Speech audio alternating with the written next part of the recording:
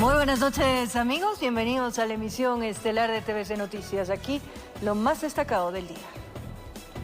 Los 16 binomios presidenciales realizaron sus cierres de campaña y a partir de las 0 horas este viernes 7 de febrero rige el silencio electoral, en el que está prohibido difundir cualquier tipo de propaganda electoral.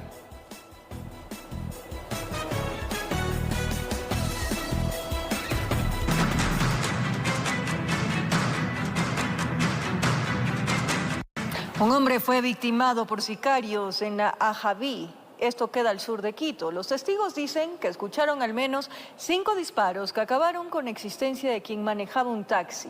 Se investigan las motivaciones del crimen. Este es el momento en el que llega la moto con 2 ocupantes. Acabaron con la vida de un taxista que estaba estacionado en su carro, en la Ajabí, al sur de Quito. Quienes escucharon todo tuvieron que esconderse. Fueron varios los disparos contra la humanidad del ciudadano. Prefieren guardar silencio. Y le han dado 5 tiros. De que les han matado, pero de ahí no les conozco yo quiénes serán. Desde la policía corroboraron la información. Una muerte violenta. Las motivaciones se investigan. Que existía una persona de sexo masculino al interior de un vehículo, quien fue victimada con impactos de arma de fuego. No conocemos aún lo que motivó para que se haya cometido este hecho. La zona es muy comercial. Los emprendedores dicen no saber nada por temor a represalias. Además, ese punto se ha hecho muy inseguro los últimos 2 años. En más de una ocasión se han registrado muertes violentas. La policía está tras la pista de los victimarios. En lo que va del año en Quito, se registran 11 muertes violentas, 4 menos, en comparación con el año anterior. Informó Marilyn Jaramillo. La Armada del Ecuador, a través de sus unidades acantonadas en la provincia del Oro, logró el decomiso de 15 armas de fuego, entre ellos un fusil de guerra de fabricación china. La operación fue ejecutada en varios sectores del archipiélago de Jambelí.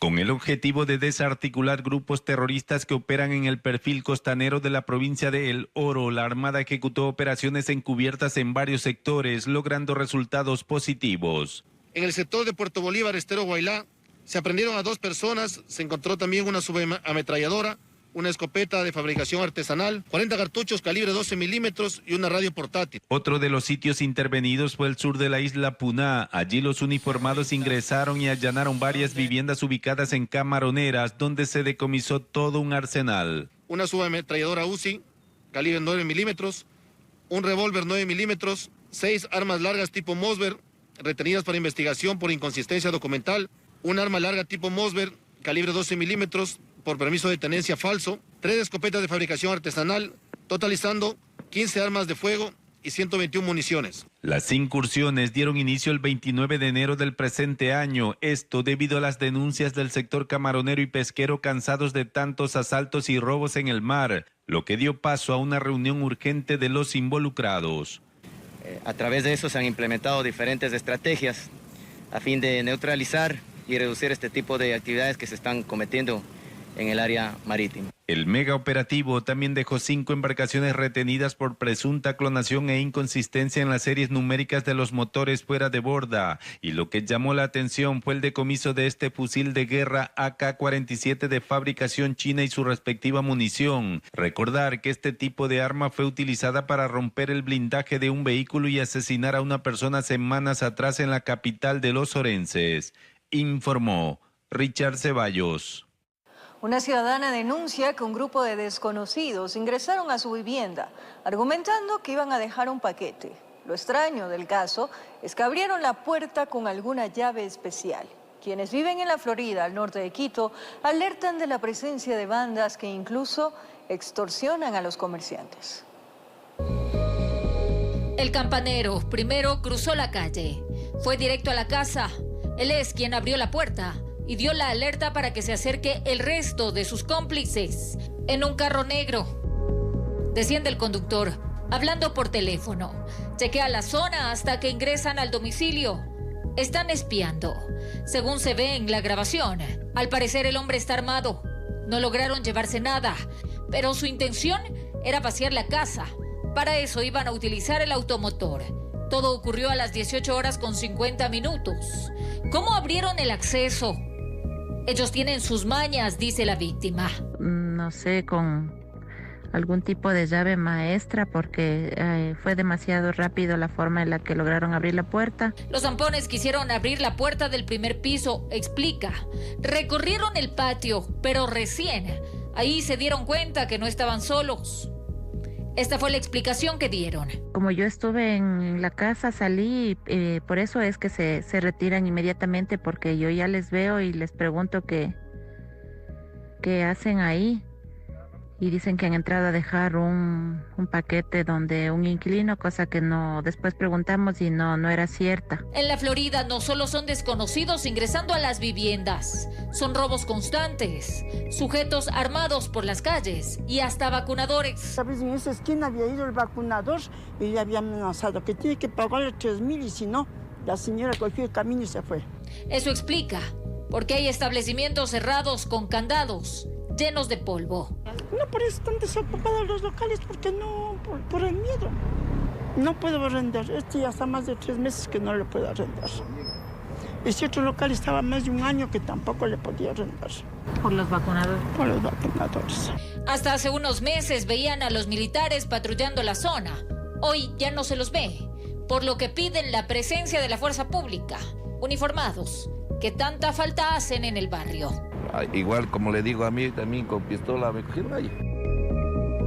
Informó Marilyn Jaramillo. Militarizan el Hospital Teodoro Maldonado Carbo para garantizar la integridad de los funcionarios y pacientes tras el secuestro del director financiero. Los detalles en breve. Un narcovehículo fue perfilado por los agentes antinarcóticos en el control sur de Tulcán. Llevaba encaletado 312 kilos de cocaína de alta pureza. El conductor fue detenido. El cargamento tenía como destino la provincia de Imbabura. Anderson R., de 32 años, oriundo del Carchi, era quien conducía este vehículo que fue perfilado por los agentes antinarcóticos saliendo de Tulcán. El nerviosismo lo delató manifestando que le habrían pagado $500 para llevar el narcocarro hasta la ciudad de Ibarra, en donde recibiría directrices. La droga estaba encaletada, casi imperceptible. Uno a uno los paquetes de cocaína de alta pureza fueron extraídos. Se logran percatar de que existe un compartimento dentro del balde de la camioneta. Dentro de este compartimento, pues, efectivamente existían varios bloques con una sustancia blanquecina, la misma que al ser sometida a las pruebas preliminares de campo dan como resultado positivo para clorhidrato de cocaína. Con esta intervención operativa pues, se realiza la incautación de 312 bloques, la aprehensión de un ciudadano de nacionalidad ecuatoriana y, por supuesto, la incautación del vehículo. Las investigaciones se centran a determinar en dónde se elaboran las caletas. Esta, al parecer, fue en Nariño. Aquí se coordinan acciones con las autoridades de Colombia para lograr ubicar a estas estructuras que continúan enrolando a ecuatorianos como mulas en narcotráfico. De acuerdo a las primeras investigaciones, este vehículo fue abordado en el sector del vecino país de Colombia, Ipiales, donde ahí le entregaron a este ciudadano. Este ciudadano tenía la disposición de trasladarlo hasta el destino final, que era Imbabura. De acuerdo a las características de cómo estaba embalada la sustancia, esta sería presumiblemente para mercados internacionales, en donde el precio varía de acuerdo al país en donde es comercializado el alcaloide. Oscila entre los 12.152.000 euros en el mercado americano, de 12.480.000, en el mercado nacional de 873.600 $, justamente, que estaban siendo valorados este cargamento. Con cámaras de José Cedeño desde Tulcán, informó Miriam Enríquez. 2 hombres de nacionalidad extranjera fueron detenidos en Conocoto, en poder de varias dosis de sustancias sujetas a fiscalización. Según las autoridades, los hombres vendían el alcaloide a estudiantes de colegios y jóvenes que transitan por el lugar.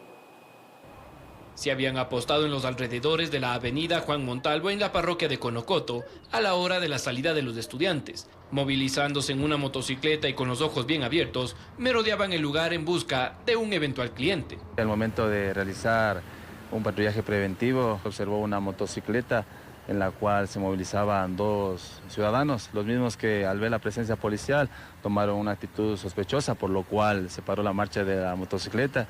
La sangre se les fue al piso cuando fueron registrados por los uniformados. En el respectivo cacheo, los gendarmes evidenciaron que entre las pertenencias guardaban varias funditas pequeñas que contenían un polvo blanquecino.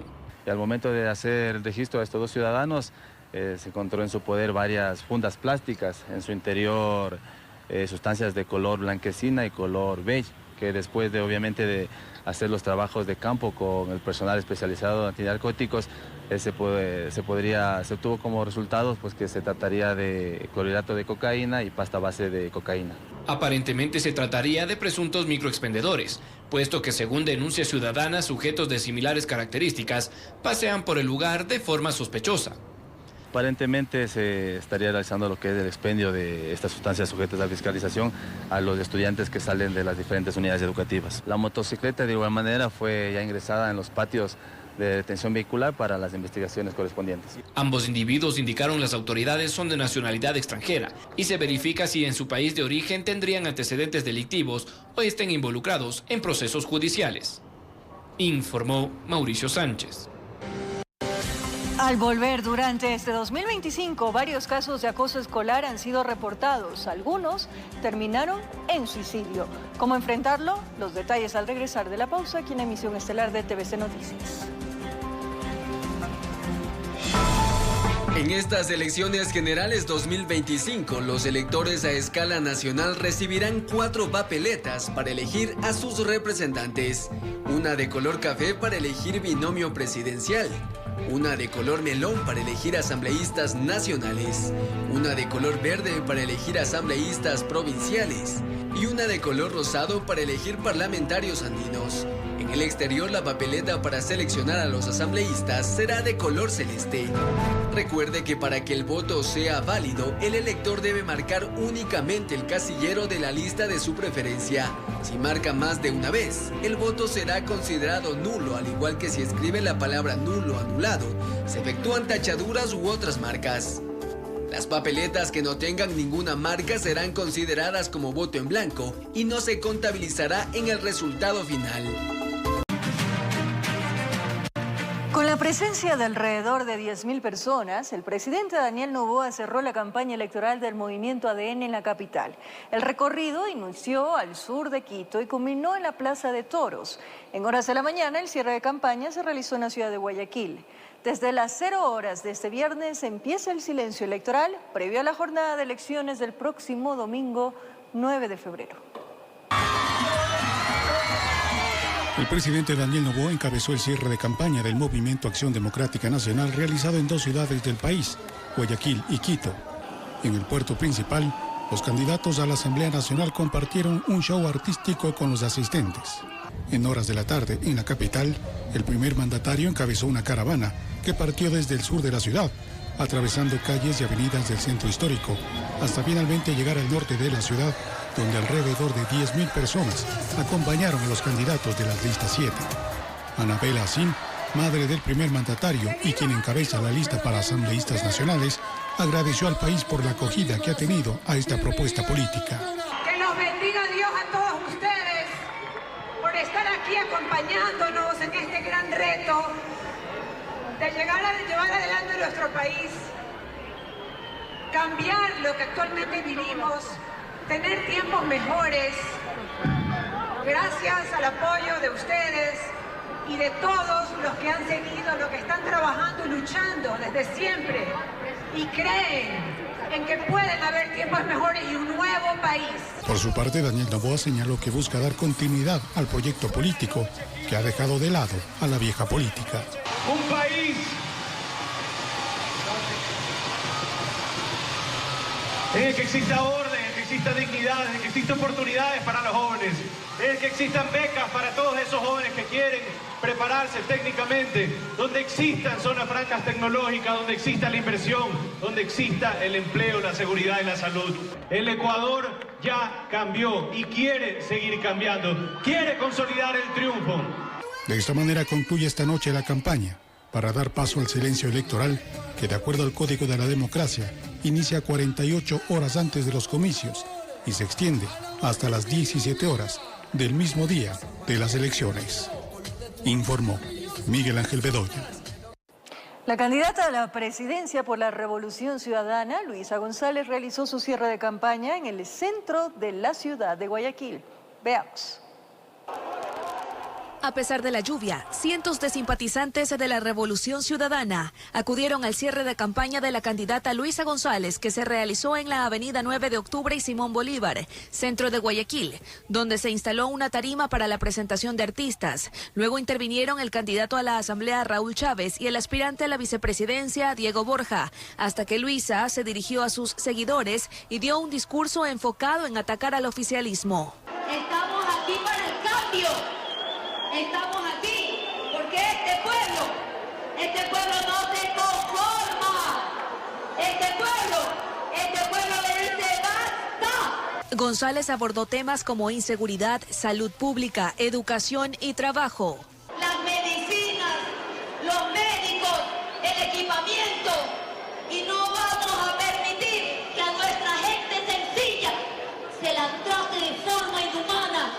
Antes de bajar de la tarima, la candidata se tomó fotos con varios de los asistentes, bailó y envió saludos, al igual que otros postulantes para estos comicios.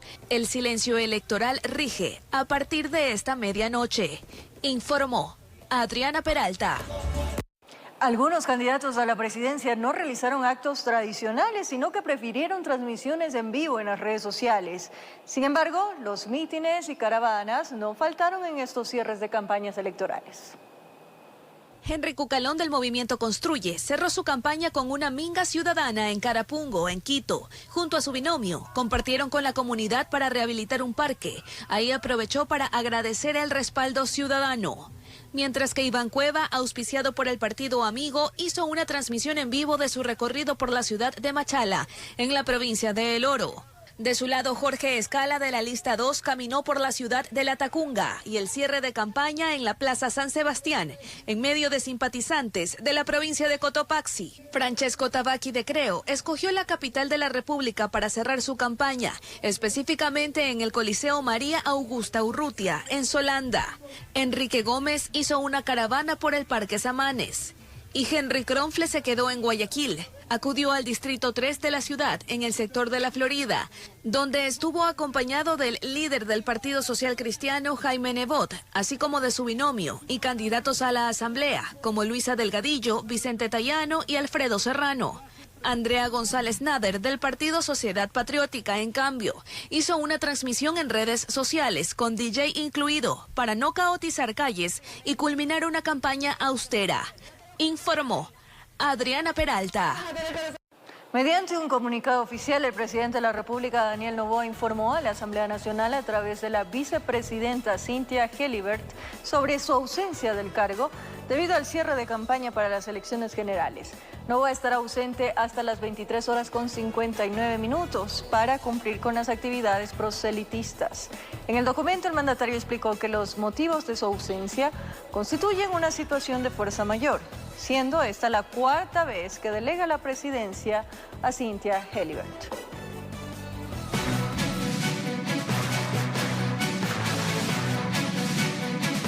Con las personas privadas de la libertad, el Consejo Nacional Electoral dio inicio a las votaciones generales del 2025. Sufragio que se desarrolló en 42 centros penitenciarios a nivel nacional.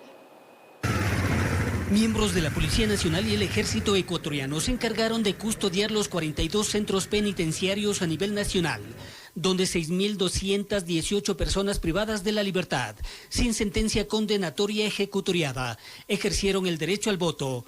5.691 hombres y 527 mujeres. Demuestra una vez más en la práctica cómo la participación política debe ser un derecho que da cuenta a la inclusión y a la accesibilidad para todas y todos. Las provincias con mayor índice de votantes son Guayas, 2.491, Pichincha, 543, Esmeraldas, 508 y El Oro, 496. En Quito, en el centro de privación provisional más conocido como ex cárcel de mujeres, estuvieron empadronados 244. Tengan la oportunidad de ejercer su voto y puedan participar en la toma de decisiones trascendentales para el futuro del país. Asegurar la participación política de este grupo de personas significa también reconocer su dignidad humana, fortalecer los procesos de rehabilitación y alentarlos a asumir la responsabilidad de sus acciones. Como ha ocurrido en procesos electorales anteriores, por cuestiones de seguridad, no se permitió el ingreso de los medios de comunicación a las cárceles. Para esta elección, las juntas receptoras del voto estarán integradas por 2 funcionarios electorales y una persona privada de la libertad que conste en el padrón electoral, asegurando así un proceso participativo y confiable. Los resultados de esta votación fueron trasladados a las delegaciones electorales provinciales, custodiados por miembros de las Fuerzas Armadas, hasta el domingo a las 17 horas, cuando se efectúe el escrutinio general. El CNE cumple con su deber constitucional y renueva su compromiso de garantizar elecciones limpias, equitativas y accesibles para todas y todos los ecuatorianos. Este viernes será el voto en casa con 662 beneficiarios, 174 juntas y 111 rutas a nivel nacional, informó Héctor Romero. La mañana de este jueves, 6 de febrero, el Consejo Nacional Electoral realizó el sellado, verificación de la base de datos y el enceramiento del sistema informático de escrutinios y resultados. Este sistema será utilizado en la jornada electoral del próximo día domingo. La presidenta del CNE, Diana Tamaín, destacó que el enceramiento ratifica que las bases de datos se encuentran en cero y esto se verificará nuevamente en la cadena nacional el día de las elecciones. Una condonación de deudas de hasta $3.000 es lo que se podría incluir en el informe para primer debate del proyecto de ley para impulsar la economía de las mujeres emprendedoras. Su tratamiento en el Pleno de la Asamblea Nacional podría ser la próxima semana.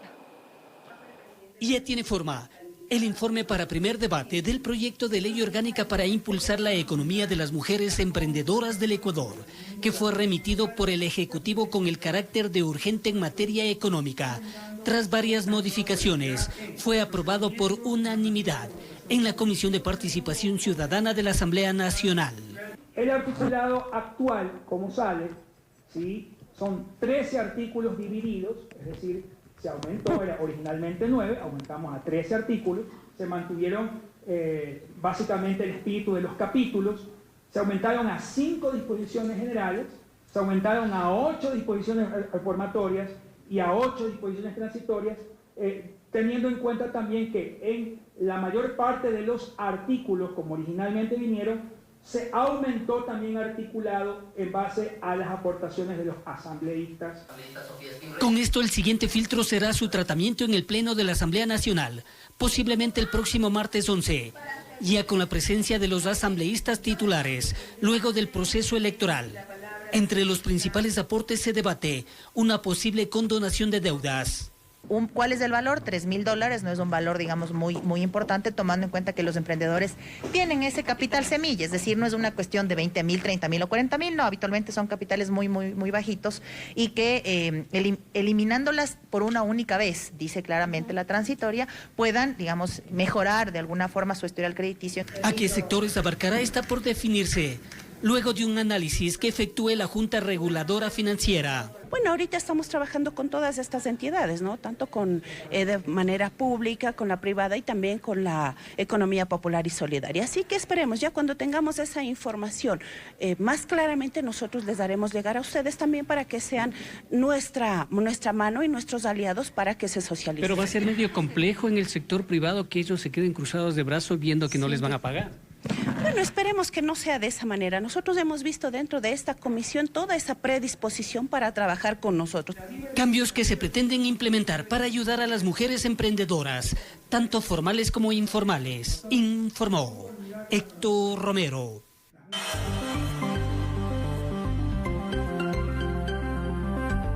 Se redoblan los patrullajes y controles militares en los puertos marítimos del país. La Armada realiza patrullajes y verificaciones en más de 60 terminales concesionadas y privadas que son vigiladas por los uniformados en la lucha contra el narcotráfico. Las tareas de control las realizan con lanchas rápidas por todo el estero salado, específicamente en las áreas cercanas a los puertos.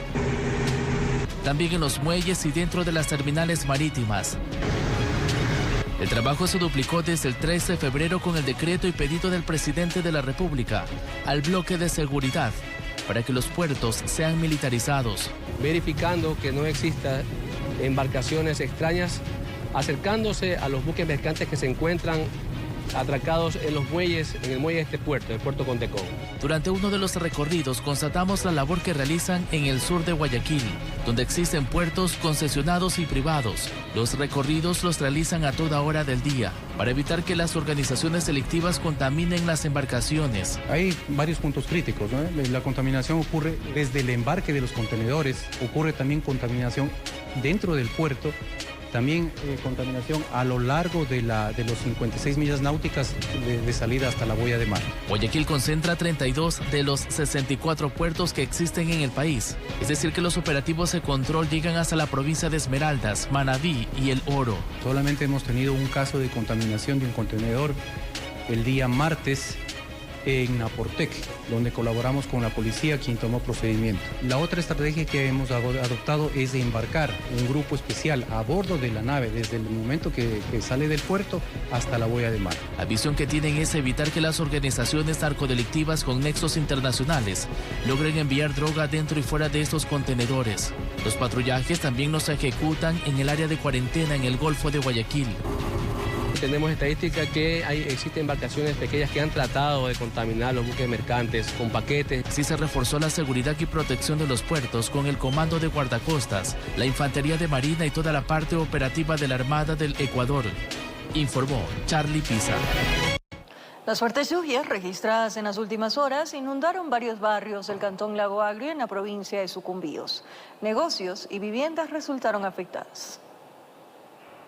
El desbordamiento del estero Orienco por las fuertes lluvias provocó que varios sectores del Lago Agrio quedaran inundados. El Palacio Municipal no fue la excepción. El agua ingresó hasta las oficinas y sus trabajadores tuvieron que buscar alternativas para salir sin verse afectados. Somos los afectados, los moradores que vivimos a 10 metros del municipio. La lluvia comenzó de madrugada, pero más fuerte fue ahora como a las 5:30. Con escoba en mano se buscaba sacar el agua de los locales comerciales para poder de alguna manera habilitarlos para la atención al público. Mire usted cómo estamos, no podemos trabajar, nos perjudica bastante. Varias calles se cerraron, cientos de familias se vieron afectadas y claman a la autoridad cantonal una solución para prevenir que en un futuro con otra fuerte lluvia esta realidad se vuelva a repetir. Todos inundados, no podemos ni salir, ni quien nos auxilie aquí. Siempre que llueve tenemos que estar pendientes a la madrugada, levantarnos, los del trabajo despacito venir a dar una vuelta porque siempre nos inundamos. En este caso, cuando llueve más fuerte, siempre nos inundamos. Entonces vivimos en esa zozobra nosotros y le pedimos a la alcaldía que nos ayude.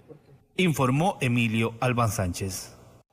Militarizan el Hospital Teodoro Maldonado Carbo para garantizar la integridad de funcionarios y pacientes. Tras el secuestro del director financiero, el presidente del Consejo Directivo del IES, Eduardo Peña, confirmó la dimisión del gerente general. En los pasillos del hospital se respira un ambiente denso y nadie habla de otra cosa. El secuestro del director financiero obligó al Consejo Directivo del IES a solicitar una intervención de la fuerza pública. Estamos hablando de por lo menos 20 personas que van a integrarse a esta fuerza de intervención. El protocolo de ingreso está siendo elaborado por una unidad especial de la policía. Confirmó que Franklin Encalada decidió dejar la gerencia hospitalaria. Posesionó al destacado cirujano plástico Nelson Estrella, quien anticipó que estaba empapándose de todo, lo que debe asumir para ayer. En un hospital de miles de empleados, muchos problemas administrativos, también de negocios con la situación de los insumos médicos, de cosas de limpieza. Franklin Encalada renuncia por motivos personales, que es lo que dice la renuncia, y al buen entendedor pocas palabras. El director médico, Alberto Esper, afirmó que con los militares ya les bajó la ansiedad. Una mejor sensación de seguridad para poder trabajar aquí. Así que estamos un poco más cómodos. El Hospital Teodoro Maldonado Carbo es una institución que trabaja 24/7. Ha trascendido que buena parte de la plana mayor administrativa ha puesto a disposición su cargo por lo que ha sucedido con el ingeniero Camba. ¿Eso es así o no? No, la gran cantidad no. Hay 2 o 3 funcionarios que entiendo yo que han renunciado. Del ingeniero Camba conocen que agentes de la UNACE intensifican las tareas de búsqueda. En marzo de 2023 asesinaron a Natalie López, quien fungía como directora financiera. Peña sabe dónde están pisando. En su momento las autoridades atribuyeron este crimen a las mafias hospitalarias. ¿Eso sigue sucediendo aquí o no? Aparentemente algo de eso hay, sí. Por eso es que estamos interviniendo el hospital con policías y militares para corregir esas distorsiones. No es la primera militarización del hospital. Tras el crimen de López en abril de 2023, ya estuvieron en alerta máxima, como hoy, informó Jorge Escobar. Nuevamente se registró el daño de varios contenedores en los que se mantiene bajo cero los cadáveres que permanecen en la morgue de Guayaquil. Este jueves se hizo una inhumación masiva y la limpieza del lugar. 43 cuerpos, algunas piezas anatómicas y también osamentas que estaban almacenadas en los contenedores anexos a la morgue de Guayaquil fueron inhumados este jueves. La actividad empezó pasadas las 8 de la mañana. Agentes con trajes de bioseguridad llegaron para la tarea de retirar bolsa por bolsa y trasladar los restos en vehículos oficiales hasta un cementerio de Quevedo. Esto ocurrió luego de que 2 de los 3 contenedores sufrieran una avería en sus sistemas de frío. Por esta situación, los restos humanos fueron guardados en el único container que sí funcionaba. Lo mismo ocurrió hace 8 meses. Pero en junio pasado incluso debió declararse en emergencia la morgue de Guayaquil, pues los cuerpos empezaron a descomponerse y los vecinos se quejaron durante casi una semana de olores fétidos. Este proceso se dio luego de la toma de muestras de ADN para comparar con la base de datos de desaparecidos. También el registro civil emitió certificados de defunción luego de que Medicina Legal declarara la causa de muerte. Una fuente policial reveló que esta semana también se habilitó el cuarto frío de la morgue que tenía ya tiempo sin funcionar. Además, se realizó una limpieza profunda de los contenedores en los que se depositan los cuerpos que no son retirados por las familias. La mayoría de estos fallecidos son víctimas de crímenes, informó Carolina Pimentel.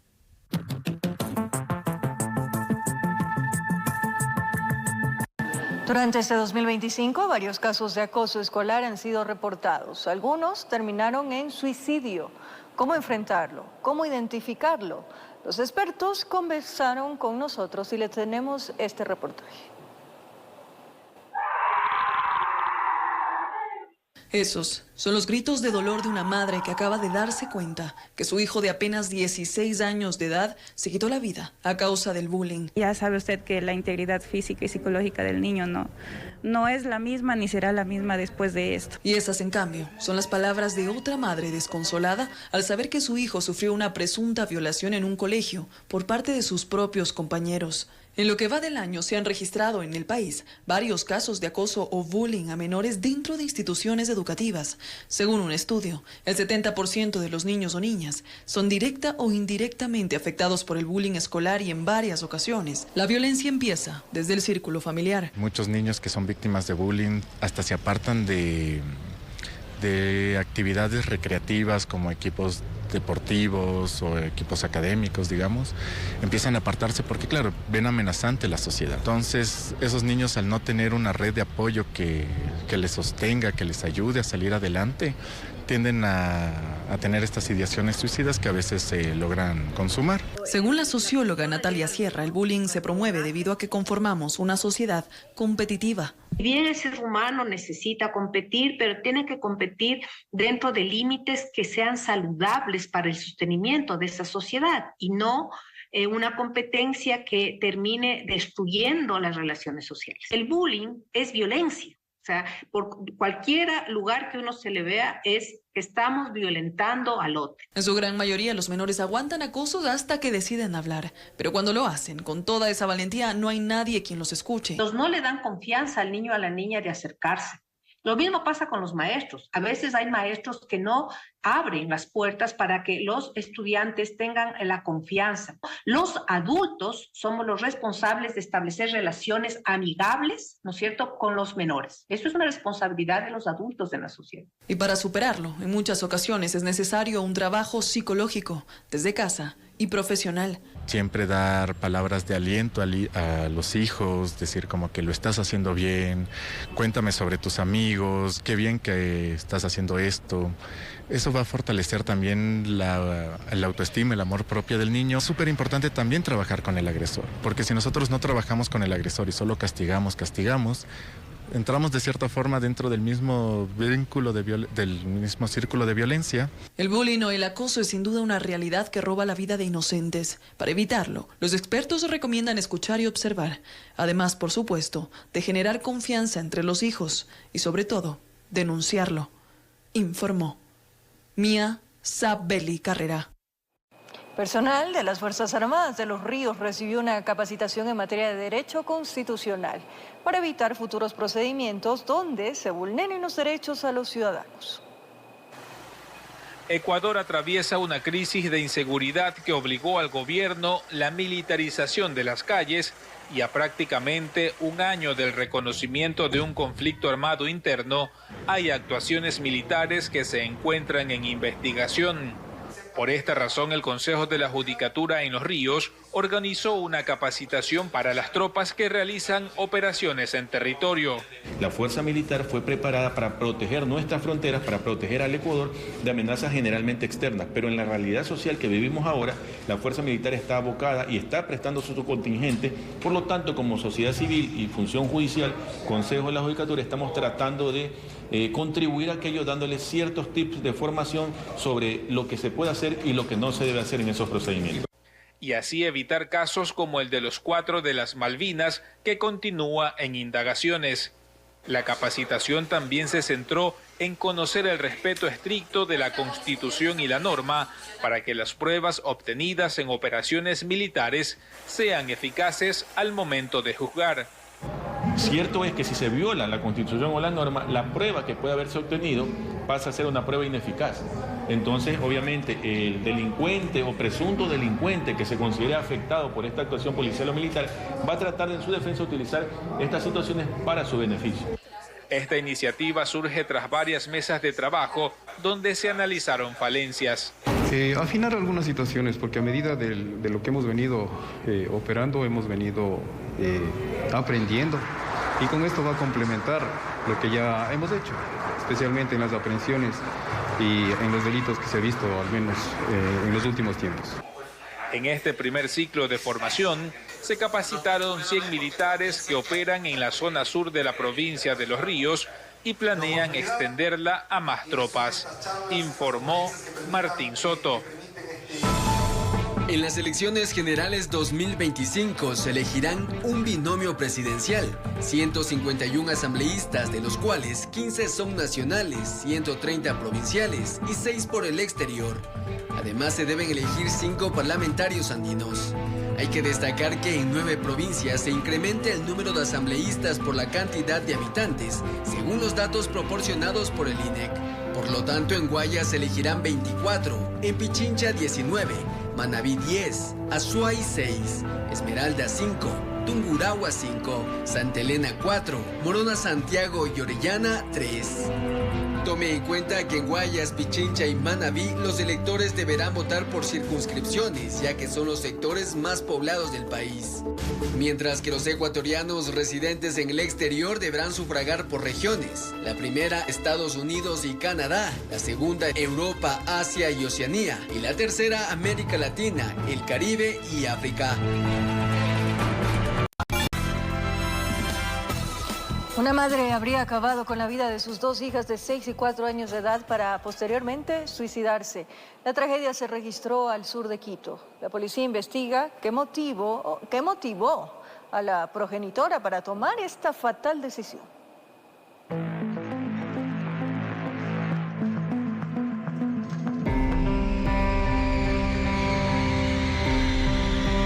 La tranquilidad del barrio se vio interrumpida. Todos hablaban de un crimen. El rumor corrió como pólvora. ¿Qué pasó?, se preguntaban. Dentro de la casa, la desgarradora escena. Una madre, según la policía, había tomado la fatal decisión. Pudimos constatar la presencia de 3 cadáveres de sexo femenino.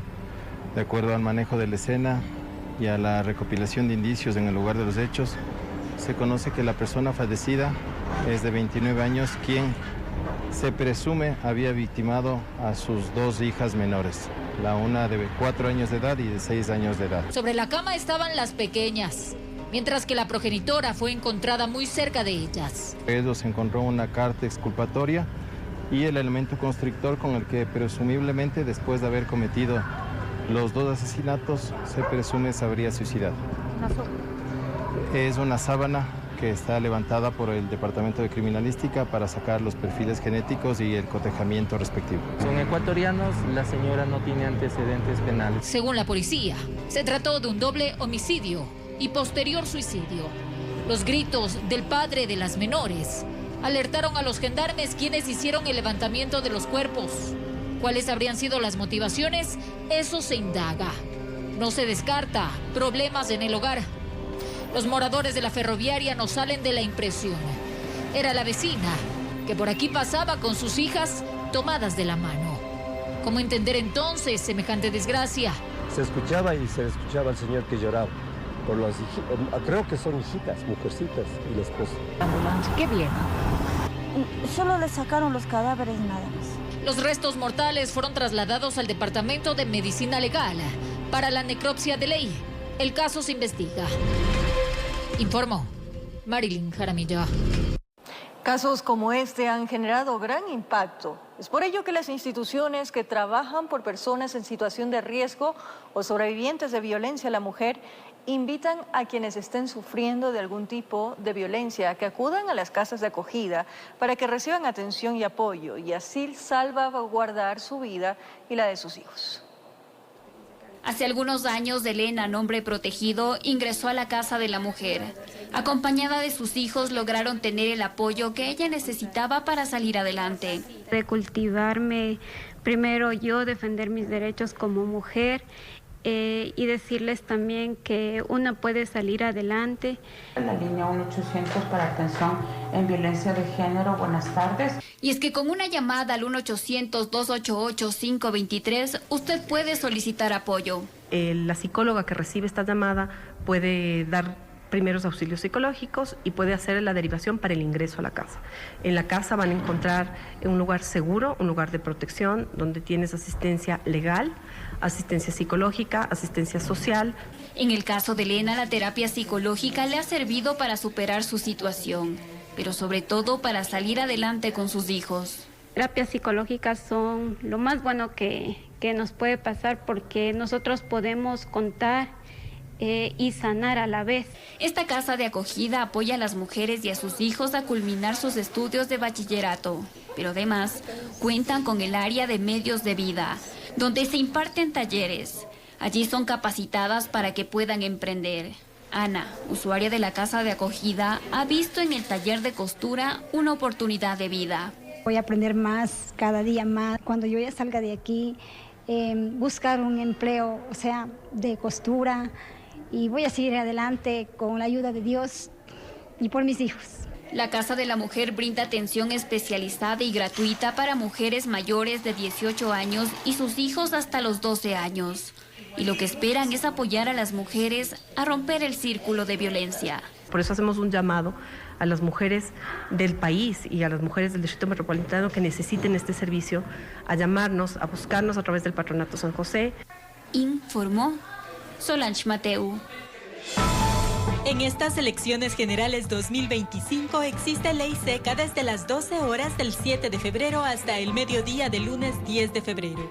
Quienes incumplan esta disposición, es decir, expendan, consuman bebidas alcohólicas o acudan al recinto electoral en estado de embriaguez, serán sancionados con una multa del 50% del salario básico unificado, que corresponde a $235. Las sanciones se entregarán por parte del Consejo Nacional Electoral, organismo encargado de la organización y desarrollo de los comicios. Sin embargo, Policía Nacional estará encargada de los controles y citaciones a los ciudadanos.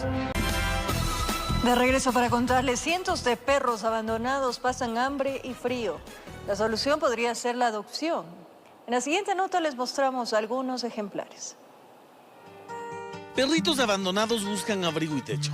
Y de otra parte, personas buscan adquirir una mascota.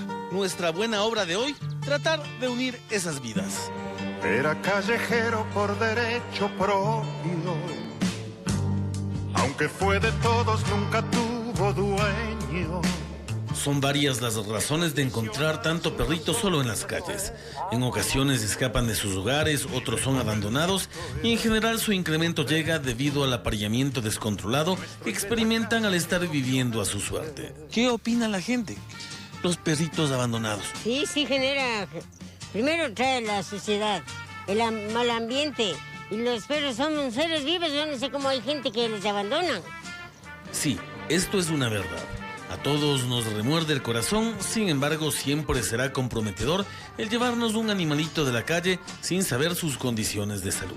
En vista de aquello, nosotros conocemos un lugar donde rescatan a cachorros para que usted los pueda adoptar con todas las seguridades. Es por eso que hemos llegado el día de hoy hasta la unidad de bienestar animal de la Quito Sur. Síganme, vamos a ingresar hasta este lugar. Especies únicas de caninos los puede encontrar aquí. Por ejemplo, Bobby Smith, con sus ojos azules y genes nórdicos. Lupita, descendiente directa de la manada de Mufasa. Corredora y fiel por excelencia. Y no puedo dejar de presentarles a los elegantes cachorros de pelaje negro con frac de James Bond. Era callejero por derecho propio. Mejor siempre será adoptar. Téngalo en cuenta. Con esto nos despedimos, amigos. Descansen. Un abrazo grande.